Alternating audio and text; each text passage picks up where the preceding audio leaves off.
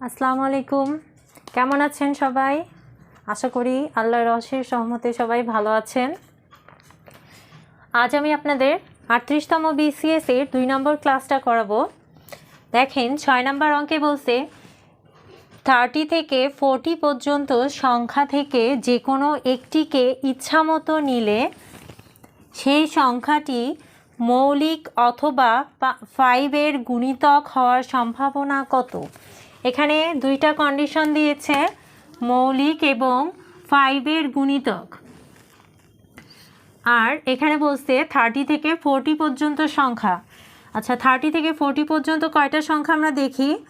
30, 31, 32, 33, 34, 35, 36, 37, 38, 39, 40, 1 2 3 4 11টা সংখ্যা। আমরা মোট সংখ্যা পেলাম 11টি। এখানে বলছে এই সংখ্যা থেকে আমরা ইচ্ছামতো যে সংখ্যাটা নিব সেটা মৌলিক হওয়ার এবং 5 এর গুণিতক হওয়ার সম্ভাবনা কত। আগে মৌলিক অর্থাৎ কি বোঝাচ্ছে সেটা আমরা দেখি। মৌলিক সংখ্যা কি? যে সংখ্যাকে 1 এবং ওই সংখ্যা ছাড়া অন্য কোনো সংখ্যা দ্বারা ভাগ করা যায় না তাকে আমরা মৌলিক সংখ্যা বলে থাকি। এখানে খেয়াল করেন 30কে ভাগ করা যায় 10 দিয়ে ভাগ করা যায়। 31কে আমরা ভাগ করতে পারি না, এক দিয়ে ভাগ করা যায় তাহলে 31 হয়, আবার 31কে 31 দিয়েই ভাগ করা যায় তাহলে হবে 1। তাহলে 1 এবং ওই সংখ্যা ছাড়া অন্য সংখ্যা দিয়ে ভাগ করা যাচ্ছে না, তাহলে এটা আমাদের মৌলিক সংখ্যা। এখানে 32 16 দিয়ে ভাগ করা যায়, 33 11 দিয়ে ভাগ করা যায়, এটা 17 দিয়ে ভাগ করা যায়, এটা 5 দিয়ে ভাগ করা যায়। দেখেন 37 আবার কোনো কিছু দিয়ে ভাগ করা যাচ্ছে না, 37 1 এবং ওই সংখ্যা ছাড়া অন্য সংখ্যা দ্বারা ভাগ করা যায় না, তাহলে এই দুইটাকে আমরা মৌলিক সংখ্যা বলে থাকি। তাহলে মৌলিক সংখ্যা কয়টা পেলাম? মৌলিক সংখ্যা 31 37 = 2টি। এখন খেয়াল করেন 5 এর গুণিতক কি? যে সকল সংখ্যার গুণিতক নির্ণয় করতে বলবে সেই সকল সংখ্যাকে স্বাভাবিক সংখ্যা দিয়ে অনবরত যদি গুণ করি, গুণ করার পর যে সকল সংখ্যা আমরা পেয়ে থাকি সেগুলা কি ওই সংখ্যার গুণিতক। আমি দেখাই 5 এর গুণিতক আমরা এভাবে নির্ণয় করব। 5 × 1 একটি স্বাভাবিক সংখ্যা = 5, 5 × 2 = 10, 5 × 3 = 15, 5 × 4 = 20। এভাবে আমরা পেয়ে থাকি, কিন্তু আমাদের 30 থেকে 40 পর্যন্ত সংখ্যা নিতে হবে। তাহলে 5 × 5 = 25, 5 × 6 = 30। এই একটা সংখ্যা পেলাম। 5 × 7 = 35, দুইটা 5 × 8 = 40। দেখেন এগুলা কিন্তু 30 এবং 40-র মধ্যে নাই, এজন্য এগুলো আমরা নিতে পারছি না। আমরা নিব কোনটা? 30, 35 এবং 40। এরপর যদি আবার এর থেকে বেশি যায় তাহলে আবার বেশি হয়ে যাবে, 40-র উপরে চলে যাবে, সেটা আবার নিতে পারবো না। তাহলে আমরা 5 এর গুণিতক কি কি পেলাম? 30, 35 এবং 40। 5 এর গুণিতক 30, 35, 40। তাহলে এখান থেকে কয়টা সংখ্যা পাচ্ছি? 3টা।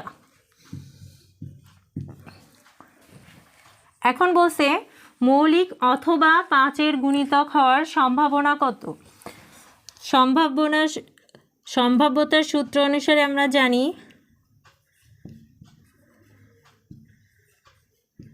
= কাঙ্ক্ষিত সংখ্যা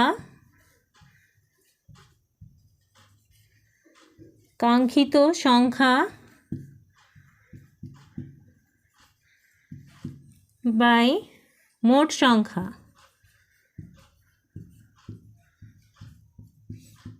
মোট সংখ্যা কাঙ্ক্ষিত সংখ্যা কি কি চেয়েছে? মৌলিক অথবা 5-এর গুণিতক, অথবা থাকলে আমাদেরকে প্লাস করতে হয়। তাহলে মৌলিক থেকে পেয়েছি 2টা এবং 5-এর গুণিতক থেকে পেয়েছি 3টা। তাহলে কাঙ্ক্ষিত সংখ্যা আমাদের কয়টা? 3 + 2। আর মোট সংখ্যা কয়টা? 11। তাহলে আমরা লিখতে পারছি 5/11। তাহলে সম্ভাবনা আমাদের 5/11, ক নাম্বার অ্যান্সার। 7 নম্বর অঙ্কে বলেছে কোনো আসল 3 বছরে মুনাফা আসলে 5,500 টাকা হয়। মুনাফা আসলে 3/8 অংশ হলে মুনাফার হার কত? দেখেন প্রথমেই বলছে কোনো আসল, তাহলে আসলটা যদি আমরা ধরে নিই তাহলে আমাদের অঙ্ক করতে সুবিধা হবে। আবার এখানে যে মুনাফা আসল 3/8, এইটার মাধ্যমেও আমরা করতে পারি, দুইভাবে করা যায়। আমি সহজটা দেখানোর ট্রাই করতেছি। আসলটাকে আমরা x ধরে নিলাম। এখন বলছে মুনাফা আসলের 3/8 অংশ, তাহলে মুনাফা আমরা কি লিখতে পারি? মুনাফা ইকুয়াল টু বলছে আসলের, আসল আমরা ধরেছি x, আর আসলের তাহলে আসল এর অর্থাৎ গুণ 3/8 অংশ, 3/8। তাহলে আমরা লিখতে পারি মুনাফা উপরের সাথে গুণ 3x/8, এটা আমাদের মুনাফা। এখন খেয়াল করেন এখানে বলছে মুনাফা আসলে 5,500 টাকা, অর্থাৎ মুনাফা এবং আসল যোগ করে হয়েছে 5,500 টাকা। তাহলে আমরা এই মুনাফা এবং আসল যোগ করে ইকুয়াল টু 5,500 টাকা লিখতে পারি। অতএব x + 3x/8 ইকুয়াল টু 5,500। এখান থেকে আমরা x এর মান বের করার চেষ্টা করব, তাহলে আমাদের আসল বের হয়ে যাবে। আমাদের বের করতে হবে মুনাফার হার। আগে আসলটা বের করি। এখানে লসাগু করলে হচ্ছে 8x + 3x ইকুয়াল টু 5500, বা উপরে হচ্ছে 11x/8 ইকুয়াল টু 5,500। এখন দেখেন এক্সটাকে ফ্রি করি, তাহলে এক্স এখানে থাকলে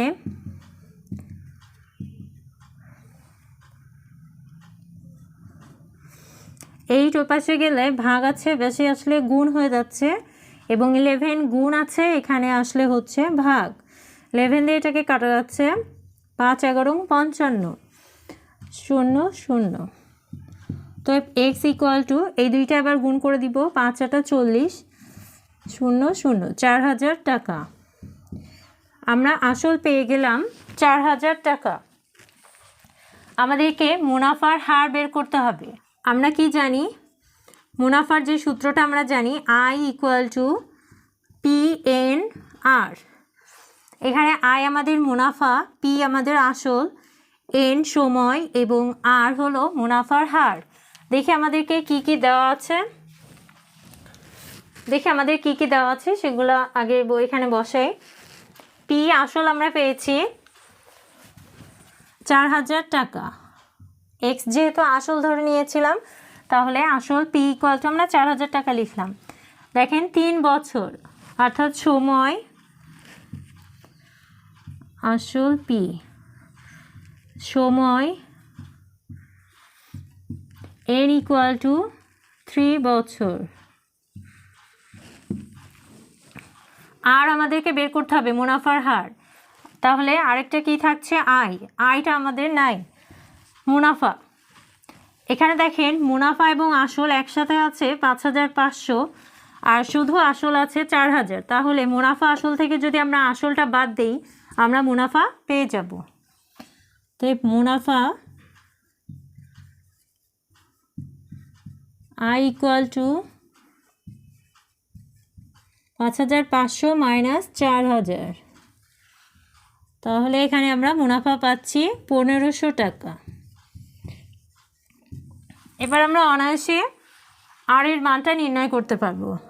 এই PN এর সাথে গুণ আকারে আছে, আরকে ফ্রি করি, PN নিচে পাঠিয়ে দিই ইকুয়াল টু আর। এবার আমরা মান বসিয়ে দেব। আয়ের মান আমাদের 1,500, 1500। পি এর মান 4,000, 4,000 ইন্টু এন এর মান আমাদের 3। একটা জিনিস আমাদেরকে খেয়াল করতে হবে, আর যদি নির্ণয় করতে বলে অর্থাৎ মুনাফার হার নির্ণয় করতে বলে অবশ্যই আমাদেরকে পার্সেন্টেজ আনতে হবে। আর পার্সেন্টেজ আনতে গেলে অবশ্যই আমাদেরকে 100 দিয়ে গুণ করতে হবে, গুণ 100। তাহলে এখানে আমরা একটা পার্সেন্টেজ পাবো। অতএব আর ইকুয়াল টু, এটা ক্যালকুলেশন করলে আমরা পাই 12.5%। এটা মুনাফার হার। খ নাম্বারটা আনসার। 8 নম্বর অঙ্কে বলছে মিস্টার রেজা তার সম্পদের 12% স্ত্রীকে, 58% ছেলেকে এবং অবশিষ্ট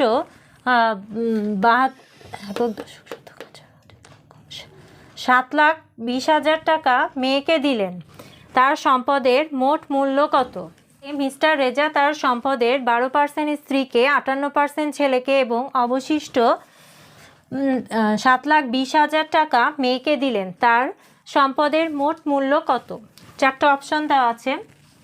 দেখেন, স্ত্রীকে এবং ছেলেকে যেটা দিয়েছে সেটা আমরা লিখে নিয়েছি। স্ত্রী এবং ছেলেকে মোট দিলেন 12% প্লাস 58%, এখান আমরা পাচ্ছি 70%, 70% সে স্ত্রী এবং ছেলেকে দিয়েছে। অবশিষ্ট যে সম্পদ থাকছে, অবশিষ্ট এত টাকা মেয়েকে দিলেন। এখন বলছে তার সম্পদের মোট মূল্য কত, অর্থাৎ 100% যে তার সম্পদটা ছিল তার মূল্যটা কত। এখন স্ত্রী ছেলেকে দেওয়ার পর 100%-এর মধ্যে 70% দিয়ে দিয়েছে, তাহলে অবশিষ্ট যে সম্পদ থাকে সেটা আমরা এভাবে বের করি। 100 থেকে 70 বাদ দিলে আমরা পাই 30%। তার 30% সম্পদ অবশিষ্ট আছে। আর এই অবশিষ্ট সম্পদের মূল্যটাই 7,20,000 টাকা, যেটা সে মেয়েকে দিয়েছে। তাহলে এই 30% সম্পদ সমান আমরা 7,20,000 টাকা লিখতে পারি। 30% সম্পদের মূল্য কত? 7,20,000। এত টাকা। আমাদের মোট সম্পদের মূল্য বের করতে হবে। মোট আমাদের 100%, তাহলে 1%-এর ক্ষেত্রে কি হবে? ভাগ হবে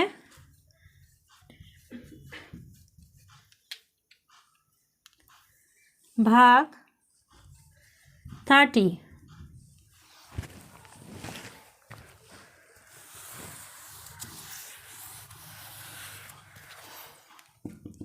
এখানে লাস্টের লাইনটা এখানে লিখছি। অতএব 100% সম্পদের মূল্য, অর্থাৎ পুরো সম্পদ, মোট সম্পদের মূল্য,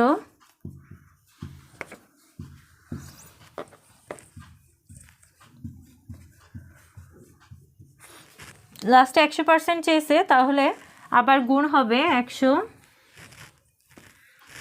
আর নিচে ছিল আমাদের 30। এখান থেকে ক্যালকুলেশন করলে আমরা সম্পদ পাবো 24 লাখ টাকা।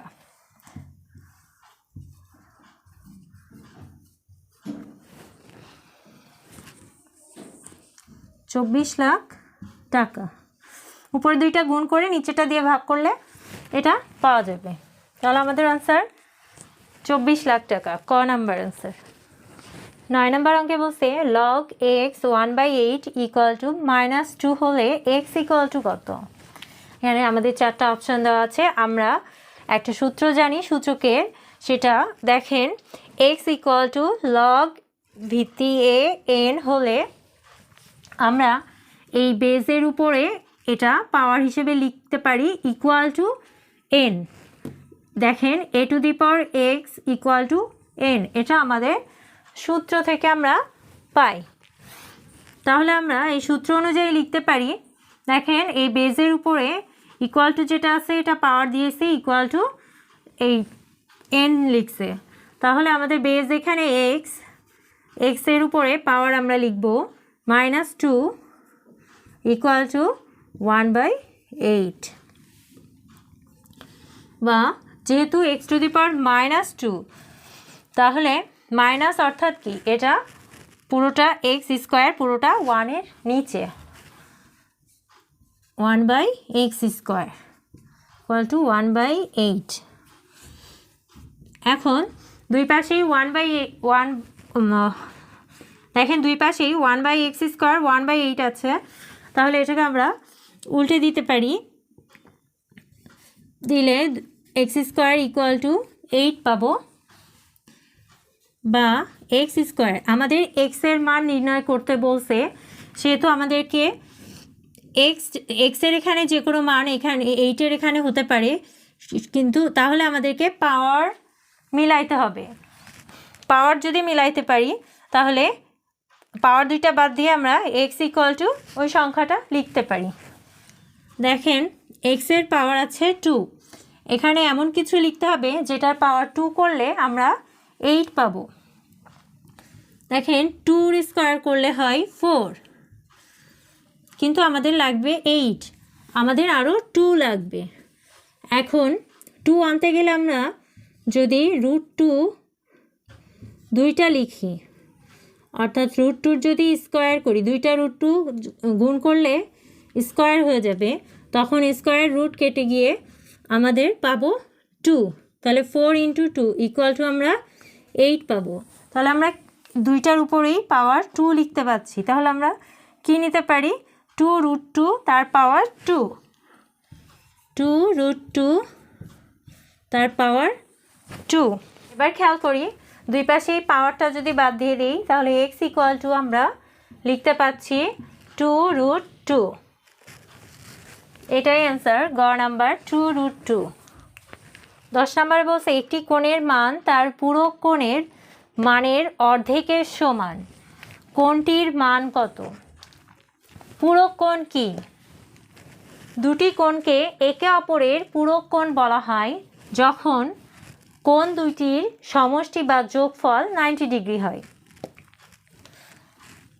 একটা কোণ যদি এক্স হয় আরেকটা কোণ যদি ওয়াই হয়, দুইটার যোগফল 90 ডিগ্রি, তাহলে এই দুইটা কোণকে একে অপরের পূরক কোণ আমরা বলতে পারি।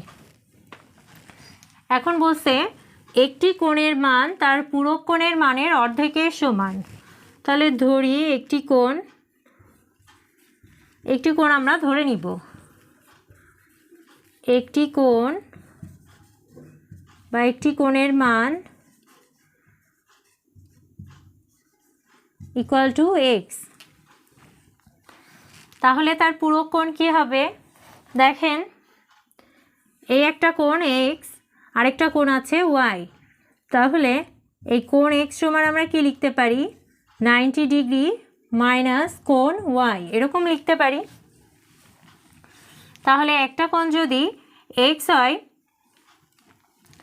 যেহেতু দুটো কোণের সমষ্টি 90 ডিগ্রি, তাহলে 90 ডিগ্রি থেকে এই কোণটা যদি আমি বাদ দিই এক্স, তাহলে আরেকটা কোণের মান পাবো।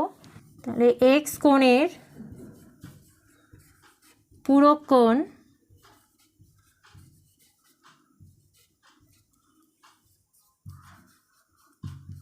পূরক কোণ 90 ডিগ্রি মাইনাস এক্স। এখন বলছে একটি কোণের মান তার পূরক কোণের মানের অর্ধেকের সমান। প্রশ্ন মতে বলছে একটি কোণের মান, একটি কোণ আমরা ধরেছি এক্স, তার পূরক কোণের মানের অর্ধেকের সমান, তার পূরক কোণ এটা 90 ডিগ্রি মাইনাস এক্স, তার অর্ধেকের সমান, তার অর্ধেক অর্থাৎ 2 দিয়ে ভাগ ইকুয়াল টু, অর্থাৎ সমান বলছে, এজন্য একটি কোণের মান তার পূরক কোণের মানের অর্ধেকের সমান। কোণটির মান কত, অর্থাৎ এক্সের মানটা আমরা বের করব। আমরা 2 এই পাশে পাঠিয়ে দিই, 2x equal to 90 degree minus x,